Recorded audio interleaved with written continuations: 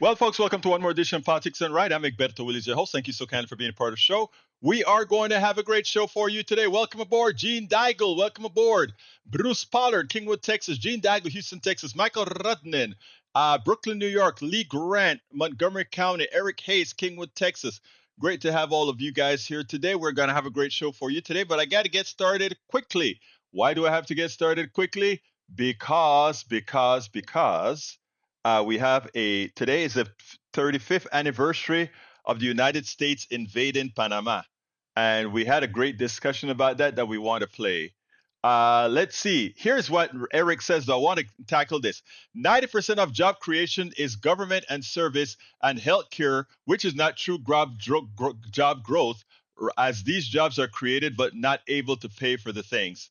That is the most asinine, and I don't speak this way, but that is the most asinine statement I've ever heard.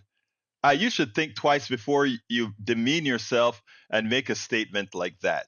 Oh my God. Anyway, it is time to listen to our discussion on the Panamanian in the United States invasion of Panama. US invades Panama 35th anniversary. Greetings. Y bienvenidos a toda mi gente escuchando en Washington and all points beyond. This is Oscar Fernandez, and you're listening to Latino Media Collective here on WPFW 89.3 FM, Washington, El Distrito Colombia, here on this Friday, December 13th, 2024. We're also heard on LatinoMediaCollective.com. You can find us on Twitter under the name @LMC_show. And of course, live on WPFWFM.org. That's WPFWFM.org. Today on the show, we put the spotlight on the 35th anniversary of the U.S. invasion of Panama in 1989 and how it still remains relevant to both Panama and U.S. foreign policy today. So we have a fantastic show with us today, and we're joined today by Michael Fox, who's a freelance writer, producer,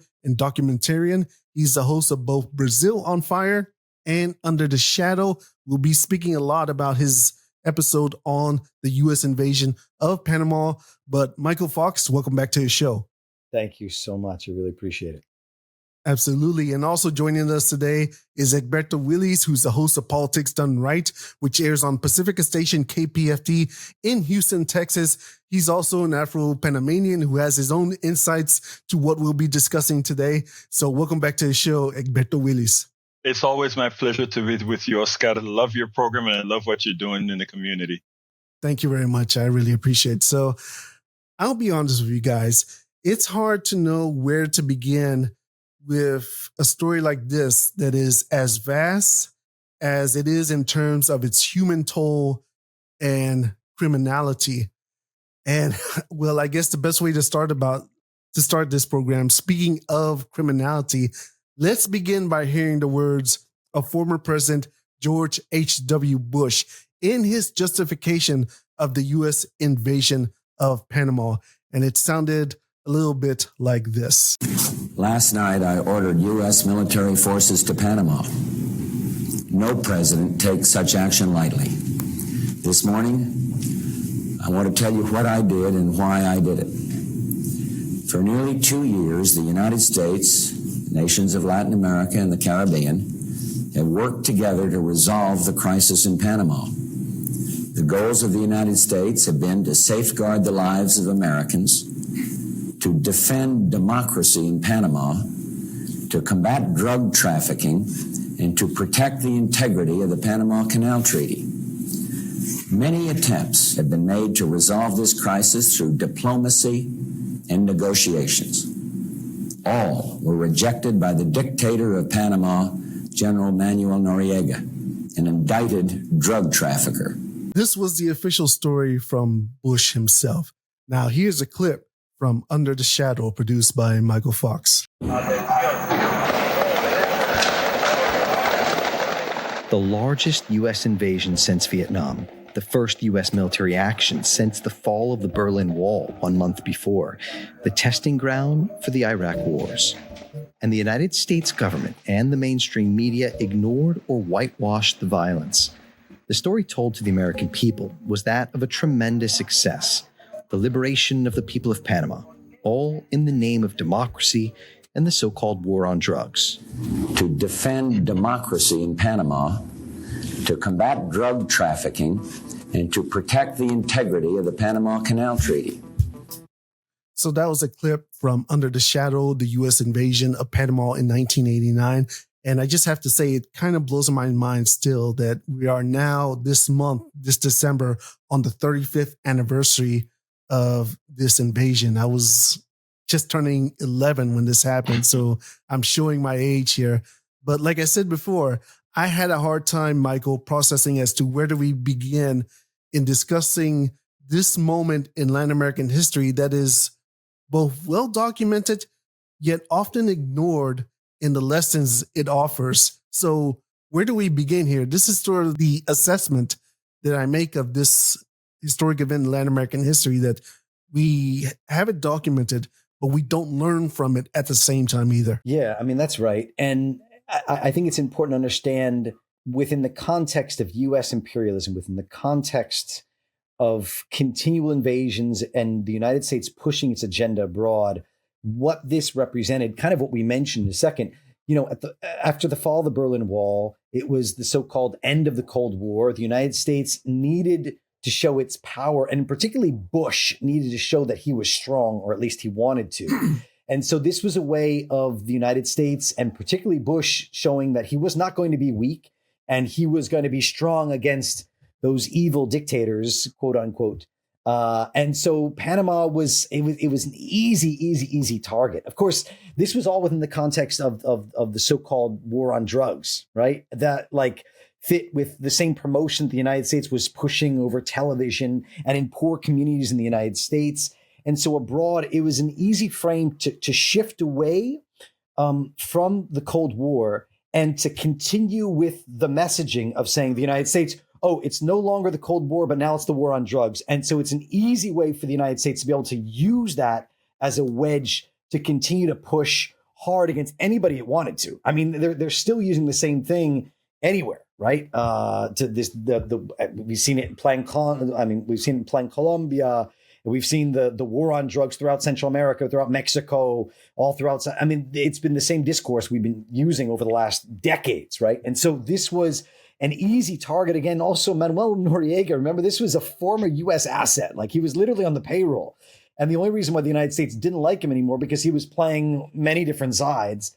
And of course, this was a place, Panama, where the United States had literally occupied for decades, like throughout the entire 20th century. So this is not a place that the United States is going to lose, but it's a place that the U.S. can show force and can take advantage of this moment to say, look, we are not going to back down. Yes, we've won the Cold War, but now we are going to win the war on drugs. And I think that is really important context. And yes, we have absolutely forgotten it, but it's the United States playing the same imperialist game it has always played, and using the discourse of so-called democracy and democracy promotion, when in reality, it's all pushing its own agenda abroad for its own political purposes. And in particular, in the case of George W. Bush, who at that moment needed a victory, needed a win, he needed to show strength. And this is how he did it. Yeah. Noriega can be argued as almost the original Juan Orlando Hernandez. But even then, that's sort of a misnomer, because there have been plenty of Noriega and Juan Orlando Hernandez type figures throughout Latin American history in the 20th century alone. Egberto, Willies, you're an Afro-Panamanian. I know this hits near and dear to your heart, especially on this 35th anniversary. The same question applies. Where do we begin to process this moment in history that, again, simultaneously is well documented, but we don't learn the lessons from this well-documented event in Latin American history? What is amazing with the story is it has so many different angles, right? Noriega was the perfect capitalist for the United States, okay? He was a capitalist. America had a need for drugs, and he was the one facilitating drugs to come to America. But the thing about it is there was a duality here. The purpose of the invasion wasn't solely about that colonel or whatever he was getting shot in Panama City. It wasn't necessarily about drugs. As Michael just said, it had a lot to do with power. They wanted to make sure that Noriega remained the puppet of the United States and do whatever they wanted. They wanted him to invade Nicaragua. I said no. They wanted him to stop they then used the drug as a pretext to come in. But the other side that is so disconcerting, and I tie a parallel between this, and I don't want to change your subject, but even with Gaza, we cannot tell Israel to stop bombing the you know what out of Gaza when what Bush did in Panama was to level Chorrillo, a place filled with Panamanians who looked like me, as well as Colon. He spared everything else. I mean, there were other places that, assuming you really wanted to protect yourself against folks, there was no reason to go into Marañón, I mean, not Marañón, but Chorrillo and Colon the way he did. It just showed a disregard for humanity, just like Israel has shown a disregard for humanity in Gaza. But I tell you further, they did the same thing that they've done all over the place. They used that invasion as well as another purpose to test new weapons systems. So that one invasion was not only devastating to Panama, but it showed the inhumanity of what we call our military that we use as an example around the world. We don't have the moral character at all to put down anybody who goes to war. That war was unnecessary. It was terrible. And to get one man, the UN says 1,000 people, I believe it was what they said. The UN said 4,000, America said 1,000. But we know how the tenements are laid out in Colon and Chorrillo was a hell of a lot more than that got killed out there. I have to say that the comparison between Panama and Gaza is really not off the subject because, as a matter of fact, one of Michael's guests on Under the Shadow actually made the comparison between Panama and Gaza today. And as a matter of fact, I have that clip here, and, well, let's take a listen.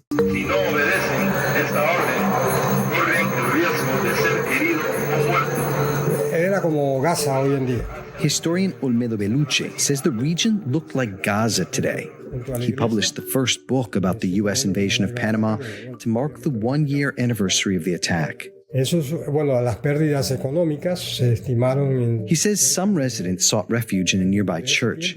He says the United States promoted a strategy of looting supermarkets and stores to generate chaos and confusion. The financial cost to the private sector was estimated at $400 million. I got you covered. It took the United States 4 days to find Noriega, during which time the U.S. occupied the country and swore in a puppet government on a U.S. military base. The new U.S.-backed president was Guillermo Endara, the opposition candidate who had allegedly won elections earlier that year against Noriega's ally. So General Noriega, the de facto leader of Panama since 1983, had canceled the vote. Professor Olmedo Bellucci explains that although Endara had participated in the elections, his was a puppet government because he was sworn in on a U.S. military base while the country was under invasion. So that's another clip from Under the Shadow discussing the 1989 U.S. invasion of Panama. And I'll begin this question here with you, Egberto, because Michael mentioned here the issue of chaos and confusion by the U.S. military. Since you had family down there during that time, I'm curious to know if you could give us a few further examples of the chaos and confusion that was created during that time period. I know that there are several examples there, but considering that you have family there during that time period, I want to know if you could elaborate on this. I know there was a lot to process in that clip, especially with the Endara puppet government, but can you address this issue first, if you like? Let me tell you, and this is very interesting. Most people don't know this. Our money in Panama is called the Balboa, but the Balboa is indexed directly to $1. And so we don't even print the Balboa hardly. We just use the American dollar. And the way that Bush started to come after Noriega to try to get the government to topple is that he stopped all dollars from circulating into Panama's banks. So therefore, people had no money. They got paid. Now, the only people that had dollars were the people who worked for the Canal Zone. And luckily, my father had worked for the Canal Zone for some time, and his retirement money was going into his particular account. and they had dollars. So the Panamanians who worked for the canal, they were like kingpins, right? Because they could go into the town and people would pay premiums for using those dollars. So people suffered. Commerce really came to a halt. People used IOUs, pieces of paper that says, I owe you this and I'll pay you when the situation gets better. So it was utter chaos. So on the economic side, before the invasion actually occurred, there's a whole lot of mental angst that the people were going through, both economically. They were doing all these kinds of simulated attacks and that sort of thing. The American government actually was. They don't tell you about that, but they were having these simulated attacks to try to entice the Guardia Nacional, which is the Panamanian Defense Force. They were trying to get them to go ahead and somehow attack the United States to give them a purpose to come in. And they never bit. They never bit because they understood what was happening. And that's why you see Noriega did what he did. But let me tell you a few things that kind of goes on top of what Michael was talking about. This is how bad things were. My father lived in a town called Arcoiris, which is on the outside of Colon. And there's one street to get into Colon from Arcoiris at that time. And there were people who were stuck in Arcoiris. It was called Rainbow City as well. People who were stuck there, and they would have the tanks all blocking the entrance into Colon. One of the people my father knew, his wife had diabetes, and she was trying to get her the medicine in Colon. And we had the army over there who knew nothing about Spanish. And this guy is in his hands in Spanish saying, "Necesito llevar la insulina a mi esposa." I need to carry the insulin to my wife. And he's walking up and they're saying, "Stop, stop, stop." And when he said, "But she has to have it," they gunned him down and killed him. That was the norm. That was the norm. We have a building called the Quince Pisos in Colon. All right. They used the C-1, I forgot what is it, the gunship, the C-130 gunship. And they just opened up on the building, the Quince Pisos. They had the Cobras, I think it was, sending missiles into because they said there were small shots coming out of the building. It was reported that the stealth fighter, not bomber, was actually just kind of played around, I guess, to test it out there. Like for what? We don't even have a radar to try to detect it. Or missiles to hit it. My goodness. It's just another example of how the free movement of capital undermines democracy. Michael, there's a lot that Egberto mentioned there. And I don't have this clip, but you did point out the language barrier between U.S. troops and the Panamanian citizens during the invasion. I wish I had that clip because it's one of the few times I've heard Under the Shadow that I can clearly hear the anger in your voice of the fact that U.S. troops are sent there with little to no understanding of basic Spanish whatsoever. And so considering what Egberto just brought up here, I wonder if you could elaborate on this, because that certainly lent itself to the chaos and confusion as you described in Under the Shadow. It's just so disrespectful. I mean, doing an invasion is disrespectful, right? Doing an invasion is terrifying, but particularly an invasion in a country that they've already occupied for, at this point, 80 years. And the fact that they don't even, like, the people there can't even speak Spanish. There's a couple of clips in videos that I used in Under the Shadow, I think that you were mentioning, Oscar, in which the guys are trying to get somebody to leave their house, and they're screaming at them in English, you put your hands up, come out, with your hands up.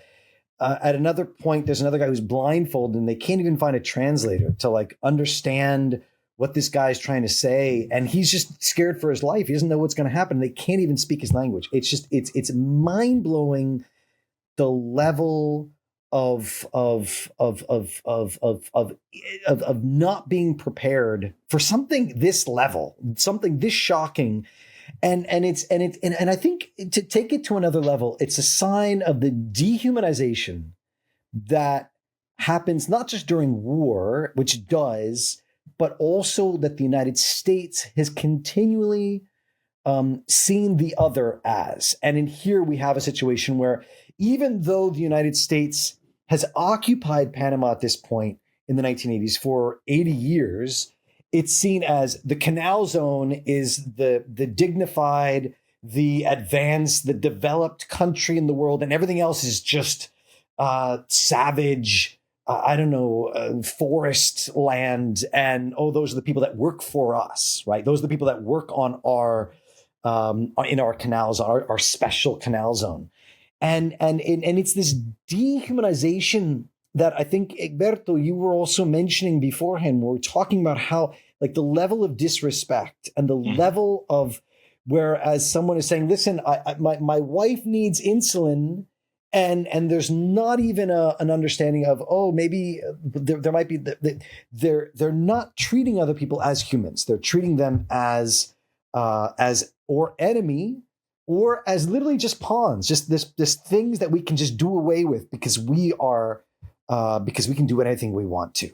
And just to kind of hammer this home for a second, I was really shocked in some of these videos that were passed to me, and this wasn't the first time. I'm not the first person to see these videos that came out. This was one of the first times where the U.S. military actually went in with video cameras and they videotaped themselves. And then I don't remember how these videotapes got out or released, but they were somehow passed to people in Panama. And there's numerous of these videotapes. So it is an interesting time because, of course, this is before social media and whatnot. And these videotapes, there are very little record of the U.S. invasion, if not for the own United States that actually filmed themselves. And it's interesting because the level of they're just so candid because it's their friends that are filming each other. But it's also like they're laughing at the destruction of El Chorrillo when they're talking about, woohoo, we hit this place and it's all on fire and the whole thing is going down. They're not just talking about military barracks. They're talking about people's homes. They're talking about the entire region.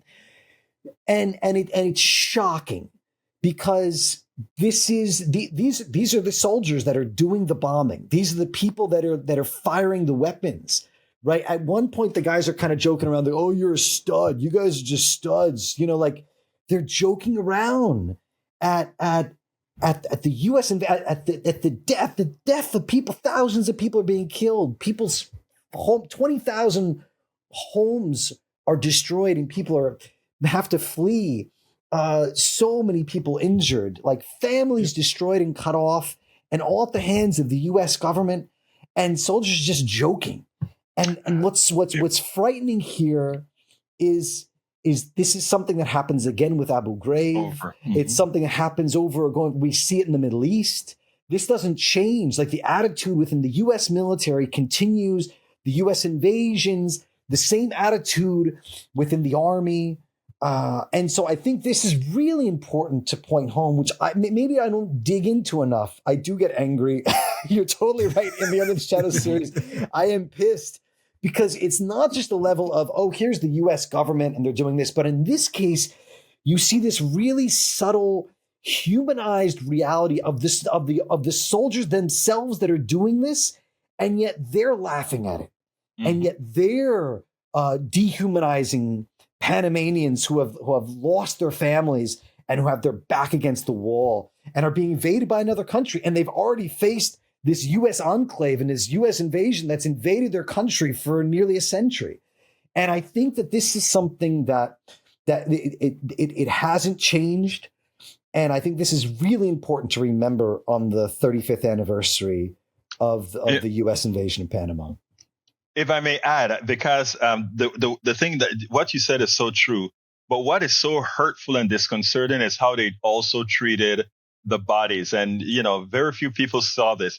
They just dug holes, and there are places in Panama when the destruction in Chorrillo, there are a lot of people that just buried underneath there. They are all there with the crap. Nobody tried to discern bodies or anything like that. They just used a bulldozer and just went over it. I mean, I think when you take a look at let's go under the pretext that Bush was really concerned about drugs.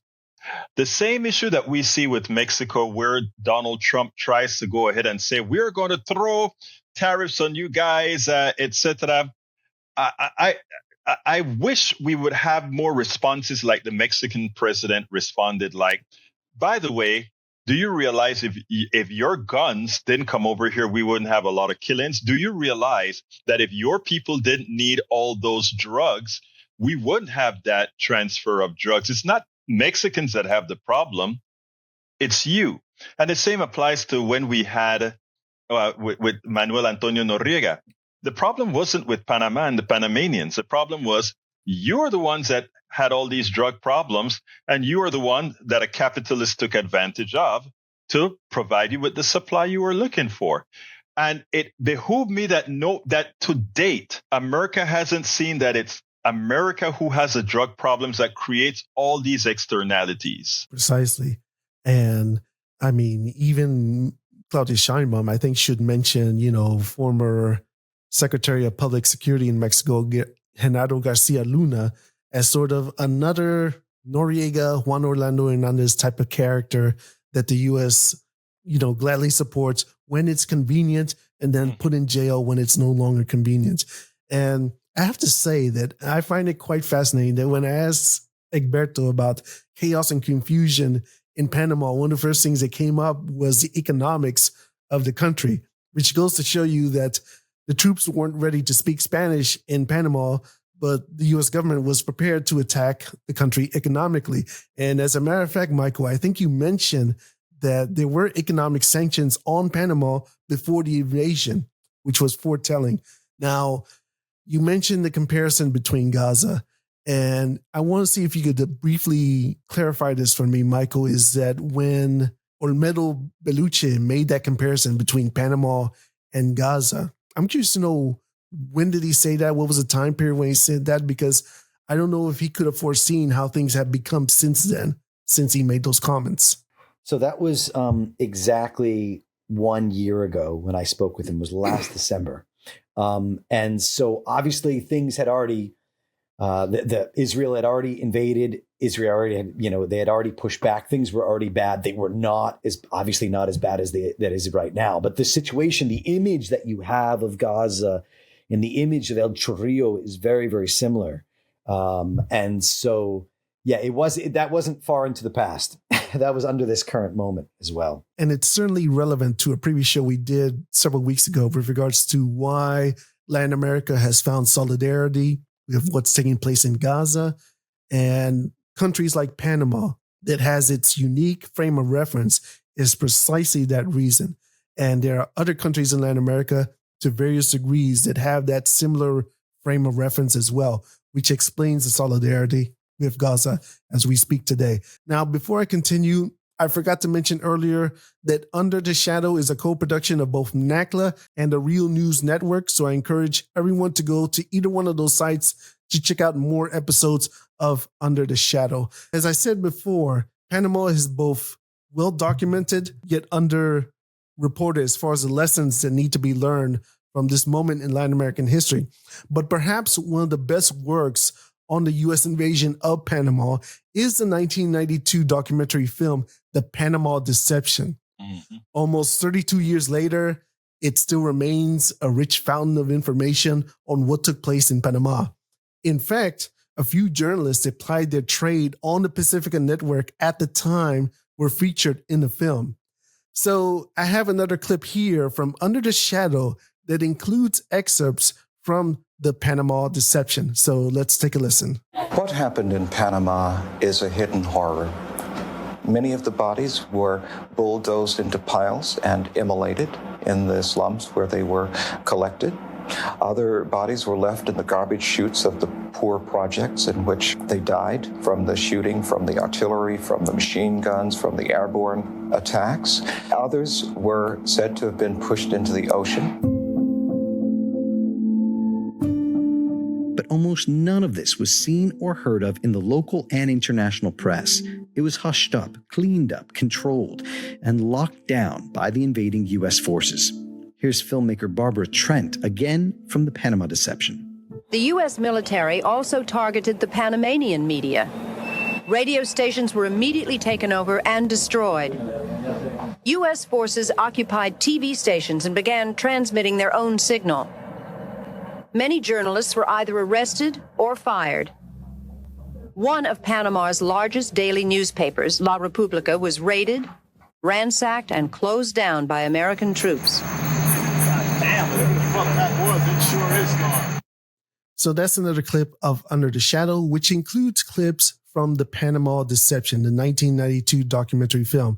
So I'm presenting this question to the both of you guys. Can you tell us about the significance of this documentary film in your respective understanding of Panama's history? And I'll begin with Egberto, because even today, I've seen this film at least a half dozen times. And every time I watch it, I feel like I learned something new or something different, or see something different that I didn't see the first time. So 32 years later, how would you measure this significance of this documentary, which still remains quite good even today?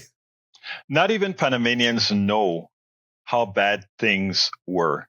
I mean, in fact, you would find Panamanians today who worked for the Canal Zone, who actually supported what the Americans did in Panama. Again, the same kind of deception. I mean, I look at the same kind of deception that occurs with MAGA in the United States is the kind of stuff that you have with a lot of the Pancanal workers in Panama. And that is, they are Panamanians that the United States want to have nothing to do with except when they're working for the Canal Zone. But these people look at, it's almost like they have that syndrome, I forgot the name of the syndrome where you fall for the attacker. Look, I think we have to first realize that Panama wasn't even Panama. Panama was Colombia. And not until America wanted to build a canal did they allow, quote unquote, rebels to create Panama. Okay. So Panama is really, yes, it did exist before as a sole country, but after being incorporated in Gran Colombia, it actually regained its status as Panama because of the United States. And if you take a look at what people believe there today, you still wouldn't find the angst that one would expect against the United States for that invasion that one would expect. It's only the elitists, that they would like to call the lefties, the elitists, that look at it and say, well, that is what occurred was really a crime of, an international crime. And it's frustrating because here I am, I'm in the United States, I'm in the United, not in Panama. And I bring these subjects up with a lot of Panamanians. And it was like, yes, Noriega was a bad guy. Actually, I don't think Noriega was any worse than most of our presidents. I hate to put it that way. Wasn't the film banned in Panama for a time? I'm not sure. Actually, I wasn't there, so I don't know, but it wouldn't surprise me if it were, because, again, remember, these governments were puppet governments of the United States. They served at the pleasure of, as long as they did what the American government wanted them to do. And America showed them one thing: we can cut the plug anytime on your financial sector and you're screwed. And they still hold that against Panama, in that you go to Panama, the biggest circulation of money is in fact the United States dollar. So I think it's a problem that will never be solved, actually, because why? But again, the one thing that I do want to say is we have to take into account, and I think you mentioned this up front, that the behavior of Panama, of the United States in Panama, is no different than its behavior in every single part of not just Latin America or the Caribbean, but all over the world. And when we look at what Israel and any one of its satellites does, they're doing just what their master has always done. And that is, the only people that matter are the people in the quote unquote first world countries, and everybody else is the other. There's a problem when Colin Powell called what occurred in Panama with dead Panamanians collateral damage. Yeah. Collateral damage. Human beings. Collateral damage from a guy whose genesis was Jamaica. Michael, it's very clearly that you got a lot of inspiration from the Panama Deception for this particular episode. And I also played that clip specifically because it pointed out how the Panamanian media at that time was suppressed as well. So again, the same question applies, what degree of significance would you hold this film 32 years later? Yeah, I mean, well, the film was huge. I just did look it up when you mentioned this. It was banned in Panama for a Mm. time, and in fact, it was banned on many PBS stations as well Oh, in the United States, or at least they refused to broadcast it. Although some stations did do it anyway, and it was huge. Remember that this documentary came out in '92, right? The invasion was in December of '89, and so the fact that this was just a couple years later is really important. And when you watch the film, it's shocking, like the level, like the interviews they've got. I mean, it's so important because people were just on the ground. Everything is really, really new. And it's and I mean, it won the Academy Award in 1993 for Best Documentary, and that's huge. And it also says something that the fact that it won despite being banned in Panama and despite not being pushed out on PBS stations, whatever else. It also shows like the complicity of U.S. media as well as Panamanian media within all of this, and that's why it was so important. But yeah, it was extremely, and it is still a testament to those to what happened, to the reporting on the ground. Many of the people, like for instance, the person who was interviewed that I used that clip from, he then passed away a few years later. There was somebody else who also passed away. So we're talking about people that were on the ground, that were reporting on the ground, that saw what had happened, that could tell those real stories that are no longer with us. And that's the other really important place that this holds and the testament that it is today, because it was done so soon after such devastation. I have to say that the last time I did a show here on the Latino Media Collective on the US invasion of Panama was in 2019 on the 30th anniversary. And at the time, I had the pleasure of speaking with Jose Luis Morin, who's a professor of criminal justice over at John Jay College in New York. I only mention that because I know that you spoke to a different professor, Michael, from John Jay College with regards to the legal battle in getting some degree of reparations or justice for the families of the victims of the U.S. invasion of Panama.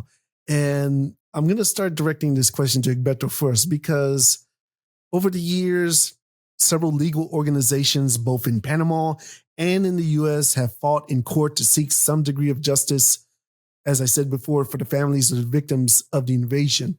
And over the years, the U.S. has disregarded the rulings of international courts of law, holding the U.S. accountable. Along the way, the trauma of those who survived the invasion remains 35 years later. So I don't know to what degree you have or hold any trauma, but without reopening any old wounds, Egberto, how do you address the issue of, I guess, for lack of a better term, PTSD, especially when the U.S. refuses any forms of reparations? You mentioned earlier in the conversation that people were just, slaughtered with missiles and with all sorts of military technology that had never been seen before. I vividly remember speaking with Professor Morin 5 years ago, and he spoke about lasers. He spoke about people being collected in buckets, not in body bags. Mm-hmm. This sort of horrific stuff. And so how do we address this sort of trauma 35 years later, especially when the U.S. doesn't hold itself accountable, and was especially when people who were there had those images in their mind during that time? And I don't know if a lot of Americans will understand this, right? I mean, born Americans will understand this. And that is, there is a state that people in south of the border live in, which is in a constant state of a trauma that they don't know that they're in a state of trauma. Okay, because it's a constancy. It is always fending for the next day. It's always, you don't expect good things to happen. You don't. So, those people that lived in El Chorrillo, they were living a hellified life as it is already during the economic disaster that Bush imposed on these people. You can say, well, economic disaster versus the carnage that they saw. The truth of the matter is, like you said, a lot of people didn't see the savagery that actually occurred. That was all insular. right? So as far as the scene, the body bags and all these things move in grand quantities, people didn't see it. Let me tell you better. When the invasion occurred, there's a place in Panama called the Free Zone. Okay, the Free Zone is where all the products from around the world congregate, because we are the Panama Canal. Shipping containers go there, they exchange it, and all of that. One of the things that came out of the invasion was the people invading the Free Zone. So as their connection, many people would drive from Panama City to Colón to go into the Free Zone. Corporate guys would go into the Free Zone to loot, because that's a massive amount of products from around the world. So to them, their vision of this invasion wasn't the vision of the carnage that was within Chorrillo or was within the tenements in Colón. Everything else was fine. And so that trauma, yes, would be there. And I can only speak to the immediate folks that I know that didn't go through it. I can tell you about my father running under the bed as they stayed with the helicopters up top and the missiles were going into Colón. I can tell you about that. But after that was over, my father came and visited me yearly. And I mean, he would tell the stories every day, but it was a story. But the biggest story was what happened in the Free Zone for a lot of these people. What happened with the looting, because at once they got at the plutocracy, right? So it's a complex. I guess I have to say it's very complex what really occurred in there. As far as the PTSD, yes, there would be that, but I don't think it would be as big as we would look at it from an American point of view.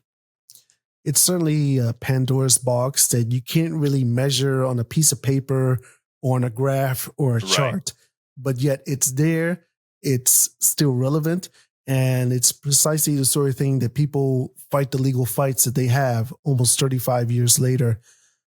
I'm curious to know, Michael, if you want to elaborate on this, because as we have this conversation, even now the International Criminal Court has, once again, made a ruling that the U.S. doesn't favor. And it just shows you how the legal battle is really against the people at the grassroots level trying to fight the good fight to try to find some degree of justice. And towards the second half of this particular episode of Under the Shadow, you addressed that as well, correct? Yeah. I just want to kind of tag off of what you were saying, Egberto, is absolutely true. And the fact that much of the country was not witnessing everything that was happening in El Chorrillo. And part of that was because there was a media blackout, which we already talked about, right? You couldn't see it on the U.S. media. In fact, the U.S. press that was there were there kind of supported or embedded with the United States. And the United States soldiers were taking them around. Oh, look at this, look at this, look at this. They showed them what they wanted to show them. The few journalists that were actually trying to show what was really happening, and I mentioned this in Under the Shadow too, you had, and I don't remember his name, but he was a Spanish photojournalist. He was one of the first people that took pictures of body bags of people that had been killed. And in fact, the United States soldier shot him, and he died within the first couple of days after the invasion. Juancho, I think was his name, if I'm not mistaken. And so that's exactly, the media blackout was meant to block the vision of what was happening, to ensure that people didn't see what was going on in Colón and El Chorrillo and wherever else. And to people, in fact, there were other people around the country, they were celebrating, yay, the United States is coming to liberate us and to free us and whatnot. So I think that is a really important point to understanding what this means now. And then, in terms of justice, absolutely. There were many people that I interviewed for this episode, and there were many other people that I wanted to interview for this episode who were victims or who lost family members. And there were some people that said, look, I'm just not interested in being interviewed. And that was because they've been interviewed so many times, and because in the early years, they thought that it would mean they would get justice. They thought that this will mean that I can finally have some sort of a peace and I can find justice for my brother or sister or relative or whoever it was that was passed. And now they've been interviewed so many millions of times and justice has not come. And they say, you know, I'm just tired. I just can't. And that's a reality for many people in Panama.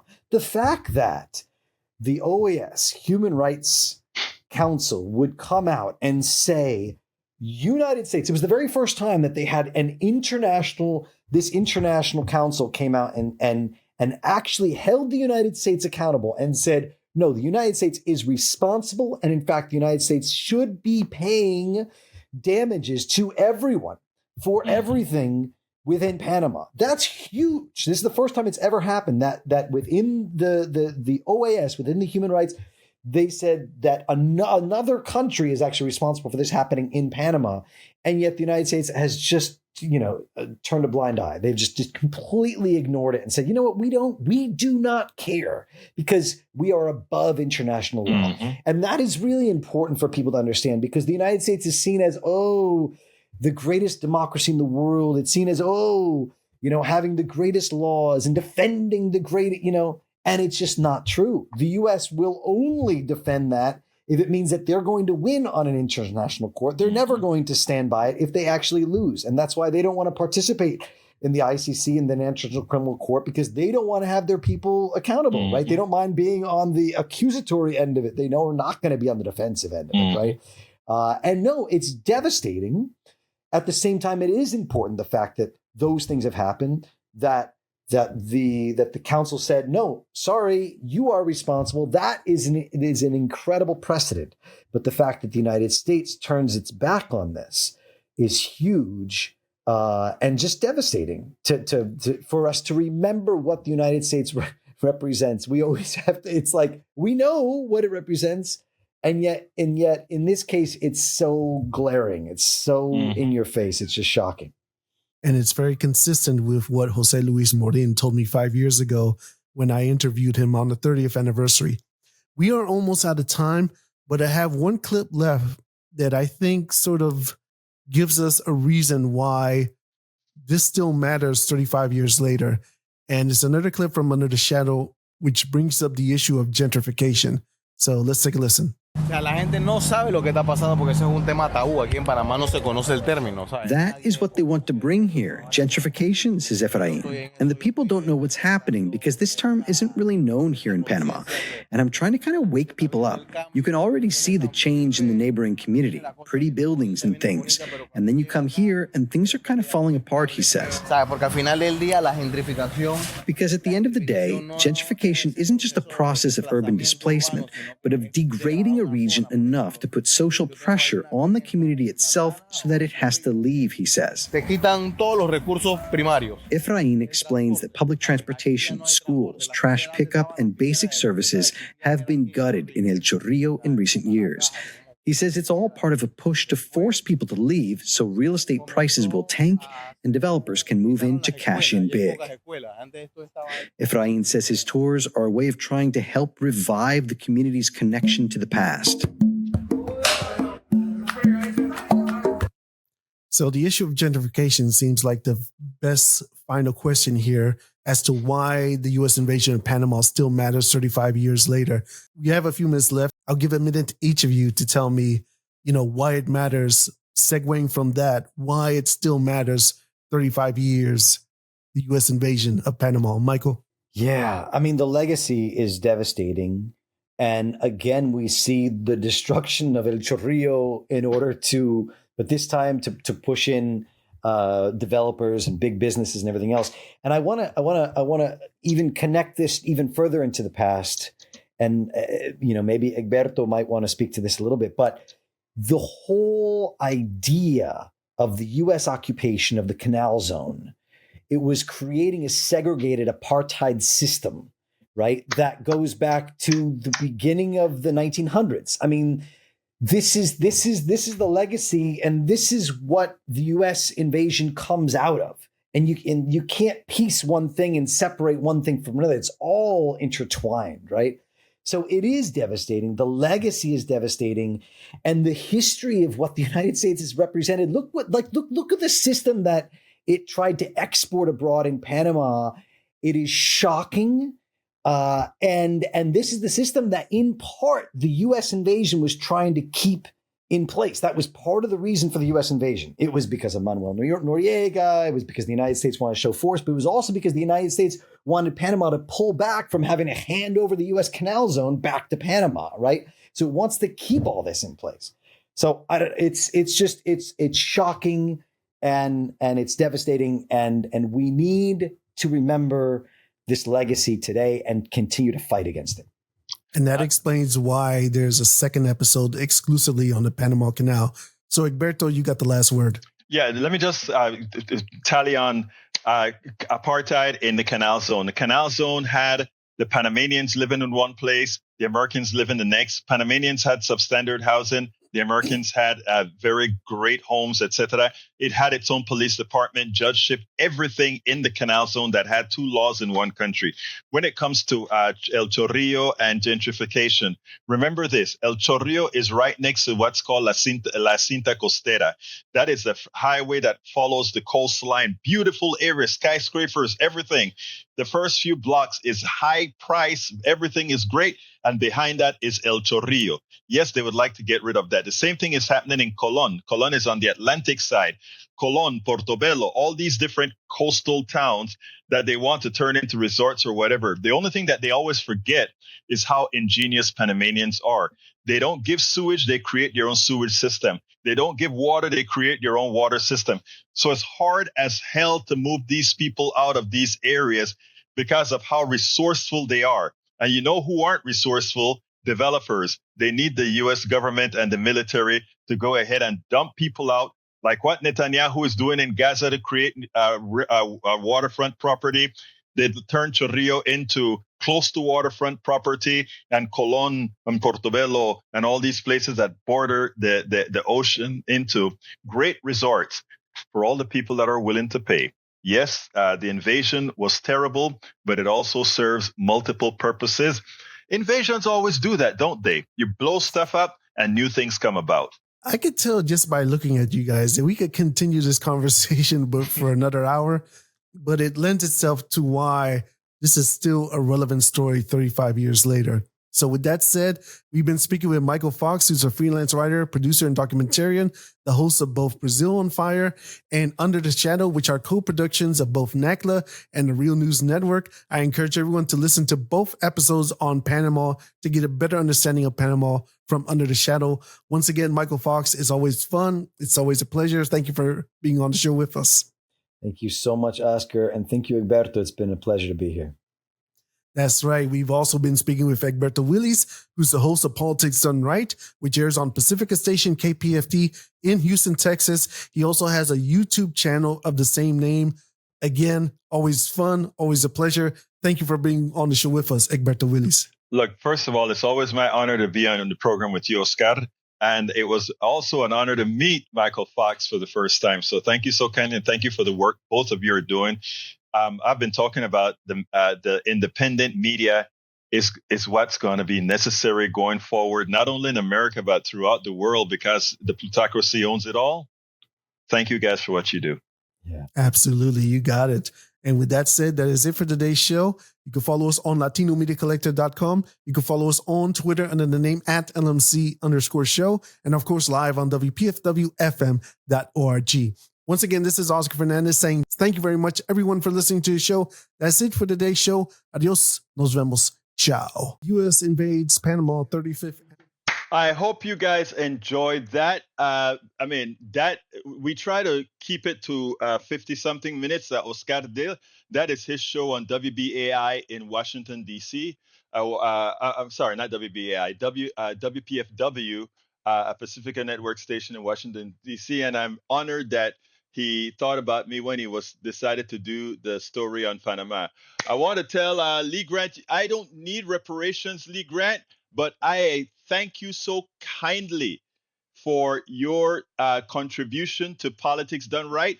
I talk about I have quite a few MAGA and conservatives that, about 20% of you guys are conservatives, and actually it's a bit more than that now. But the good thing about it is you are supporting the free, independent media. And for that, I honor you. I thank you. So thank you so kindly for that. And of course, my progressives are always there for the backstop. But anyway, folks, I want to thank you for listening to that on Panama. I saw the healthy discussions. I wasn't able to read everything, but I'll go through and take a look at it. I want to take this time to ask you to become a a paid subscriber of our newsletter. And how do you do that? You can do that by going to politicsdoneright.com/newsletter. Again, that is politicsdoneright.com/newsletter. I'm putting it in the chat right now. And anybody who becomes a paid subscriber gets to read all our books. You read the premium section of all the newsletters that I send. Every newsletter has a summary, and it then has a the premium section of the newsletter as well. Those who subscribe get to read the entire newsletter. There are some changes coming in 2025, both with streaming to different platforms as well as the different tiers we're going to have with paid versus non-paid.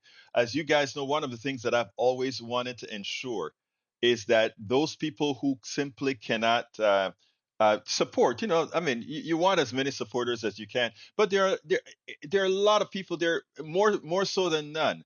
I mean, more so than few that can't support, but there are methods for them to support in sharing our news, sharing our videos, doing all these great things, right? But we are going to have some tier systems in the way we work with it.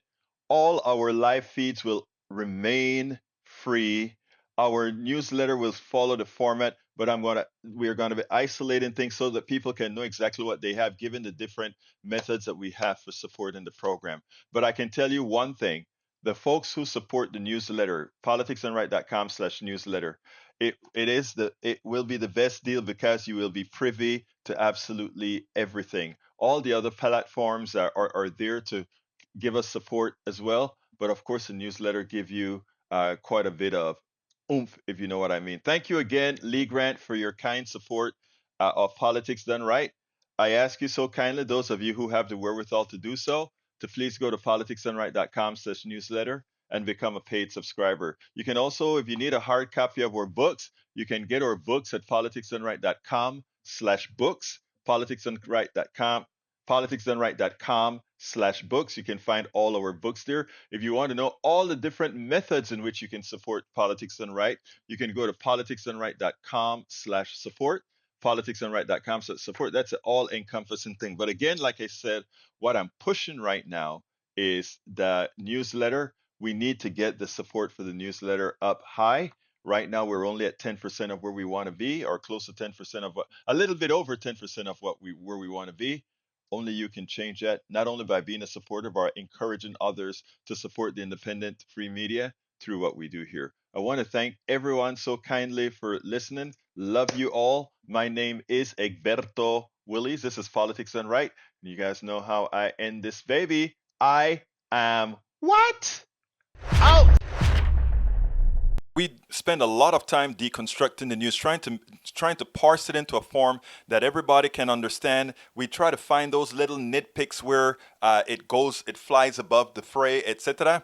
If you really like these videos that we do, I want to ask a big favor. Please go ahead, number one, subscribe to our channel, and number two, please join if you can. Thank you so kindly for watching. Keep watching. Please remember to share. We must populate the entire internet with our progressive message, a message that we know is what most Americans say that they want. So help us, please join.